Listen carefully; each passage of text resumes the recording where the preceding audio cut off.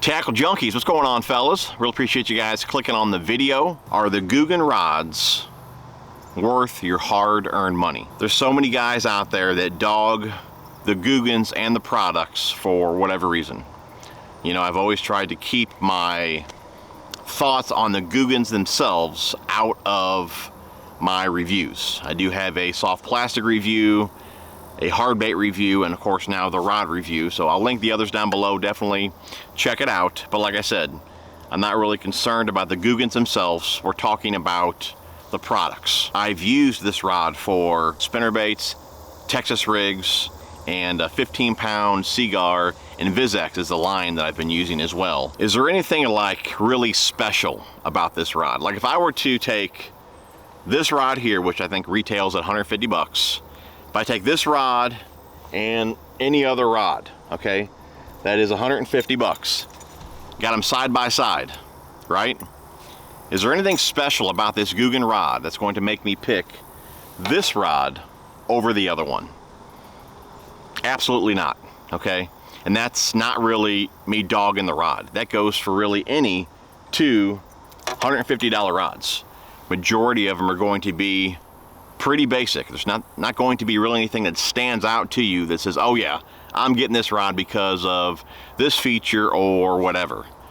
To me, it comes down to how it feels in hand, you know, personal preference, things like that. Maybe color, maybe you like matching your combos, or if you like certain brands, your buddies had good luck with certain brands, or whatever the case may be. When you're comparing, you know, one rod to another, same price point, it's going to be personal preference for the most part. But is this rod a good rod for the price?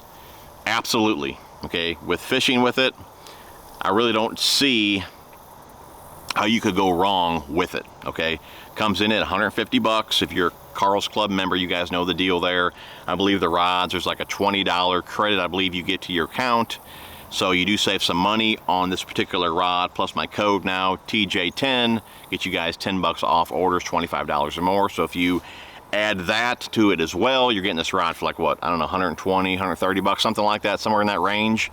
Yes, definitely a great deal for the price. It feels great in hand, fairly sensitive, and I gotta admit, it looks pretty killer with the Concept A. Both black matte finish, got the cork, and some of you guys were saying in my one video that I did, kind of like my first impressions, that the cork's not going to match. But I did seal the cork on this rod, which did darken it up a bit, so I think it looks pretty killer. So if you're one of those guys, you like your combos to match, this is definitely a nice looking combo. So like I said, we talked about it. We're not really going to go into specs. You know, when I do reviews, I'm not talking about specs. I've already done that in another video. I'm just giving you guys my opinion on it. You know, should you buy it? So if you like this rod, if you're curious about this rod, you know, and you want to buy it, should you? Yes. You really can't go wrong with it. It is definitely a nice rod, okay? I do have a couple gripes about it, okay? One that I did mention in my first impressions video. And on this rod, like I said, we got plenty of Googan logos, from one on the rear here, one on the handle, we got one here on the back, we got Googan Squad on the blank, and we got all these Googan logos, okay? They're definitely proud of their name, and nothing wrong with that. But we only have, as far as specs go, we only have 7-foot medium heavy fast, okay? And I will say too, while we're talking about that, okay, I will say 7-foot medium heavy fast. This particular rod, to me, it's a bit on the soft side. I'm still gonna call it a medium heavy and a fast action rod, but it's not quite a medium, definitely not a heavy. And I think really when you're comparing rod specs from how one rod feels to another, it really depends what you're used to using. Okay, so I think the medium heavy fasts that I normally use are just it's a tad bit stiffer than this one here. So like I said, it's still a medium heavy fast, but I feel it's a bit on the soft side, okay? But I haven't had any issues at all with Texas rigs using this rod. But like I was saying though, the only specs on this rod is 7-foot medium heavy fast. Okay, there is no weight specs or line specs on this rod, okay? Now it might be online obviously, but on the rod itself, there's no weight specs, and I feel that is very important. Okay, I'll grab whatever rod this is right here. Okay, you'll see there, those are the weight specs. Okay, so 1/4 to 1 ounce.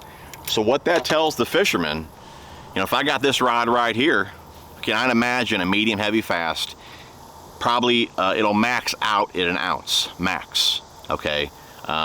Most likely 3/4, but like I said, some medium heavies do max out at 1 ounce. But if you're like a newbie, or you're not really for sure what you should put on the rod, and you get yourself your new go-to rod, and you got a 2 ounce swim bait, man, you're all excited, you tie it on and you launch it out there.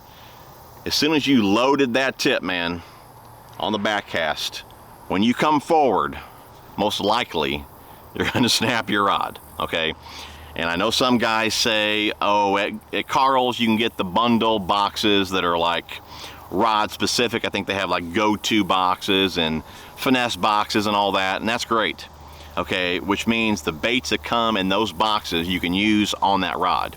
I totally get that system. I think it's called like the Smart Cast, or I don't, you know what, I don't even know, so I'm not even gonna say what it's called. But anyways, there are specific boxes made for these rods, okay? That was kind of your guys' like defense when I first mentioned this. But what if you don't have those boxes? What if you're just a regular old Joe, gets one of these rods and wants to tie on whatever he wants to, and he's wondering why he's, you know, breaking his rod, or why he's backlashing a lot? You know, each rod should have a minimum as well. Like the one I showed you is a 1/4 ounce. So if whoever ties on a little 1/8 ounce lure, he's probably wondering, man, why am I constantly having backlashes? Well, it's because you don't have enough weight to load that tip. So I don't care what anybody says, okay? Weight specs should be on the rod. My next gripe, really my only other gripe about this rod, is this hook keeper, okay? Which I feel is a big design flaw, okay? And I'm trying to think how I would fix it. Me personally, if it was me, and let me tell you guys, or I can even show you guys here, because it happens all the time. What happens is, and you guys may have not even noticed this, but since I use this rod for Texas rigs and I do a lot of pitching with it, I noticed it like right away, and it happens all the time. You'll see here when I make a pitch, as I'm pitching, at the end of the pitch, I'm pulling a little bit of line out so that bait will fall straight down and not swing back towards me, right? So I make the pitch, I put a little bit of line out, I click the handle over, and as I start reeling up a little bit of slack, that line is caught behind the hook keeper, okay? So if you get hit right off the bat, and that line's behind that hook keeper, I can't guarantee you're gonna land that fish. Let me show you here on this rod. Okay, this one here is below the handle. Okay, just a little bitty hook there below the handle. I never have any issues at all with this style, and I like it below the handle. Now, if you're going to be using treble hook type baits, that's of course where you grab your rod.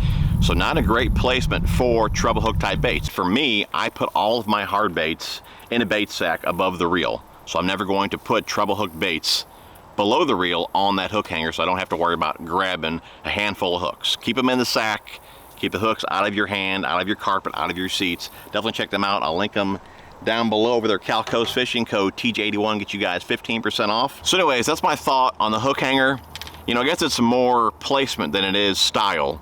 But if you want to keep that style, I personally would move it, like I said, below the reel or possibly in front. Of course, if you want to keep it here, you could have a closed hook hanger on here, but then you got to take the hook out of your plastic to be able to hang it on the rod, which is a pain in the butt as well. So again, I personally would put it below the reel. Another thing to point out, I do like the length of the handle here. You get a bit more leverage when setting the hook, so I do like the longer handle here. And overall, the actual grip itself is very comfortable in hand.